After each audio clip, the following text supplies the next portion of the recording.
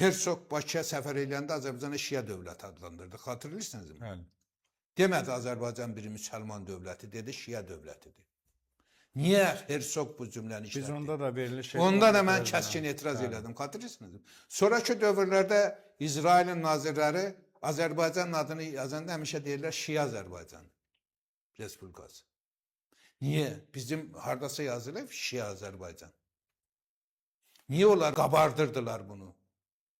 Və eyni zamanda Azərbaycanla LGBT-çilik, pedofillik, əxlaqi və mənəvi dəyərləri aşağılayan bir cəryanlar niyə gücləndirilirdi? Xalqı nəyə hazırlayırdılar? Onlara qarşı bir hərəkat hazırlayırdılar ki, o da məzhəbçiliyə dayansın, xalq pedofilliyə və LGBT-çiliyə qarşı üsyan etsin.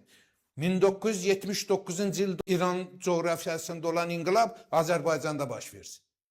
Ona görə bu cürə cəryanlar Azərbaycanda gücləndilər. Ona görə bayağı televizyonlarda verilişlər hazırladırdılar.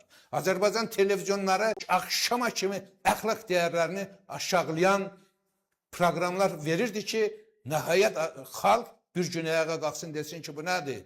Bizi aşılayırsınız. Və 79-cu il inqilabı kimi Azərbaycan Cumhuriyyətində bir inqilab gerçəkləşdirsinlər. Onda Herzogun dediyi kimi Zahir bəy, Azərbaycan Cumhuriyyəti Şia Cumhuriyyətinə çevrilsin. Onun ideoloji siyasi bazasını hazırlayırdılar. İsrail Azərbaycanda Qafqaz xalqlarının gənclik hərəkatı qurultayını hazırlaşdırırdı. Həmin gənclik hərəkatının əsas prinsipi, ideoloji hədəfi Xəzəriyyə dövlətinin qurulması uğrunda mübarizə idi. Dərbənd şəhərini Səməndər şəhəri elan eləmişdilər, baş kənd olaraq. O ideoloji, siyasi mücadilə getdiyi bir zamanda adama sual verirlər ki, İsrail Azərbaycan Cumhuriyyətini sevirdisə, xeyr ola burada bir Xəzəriyyə dövləti qururdu.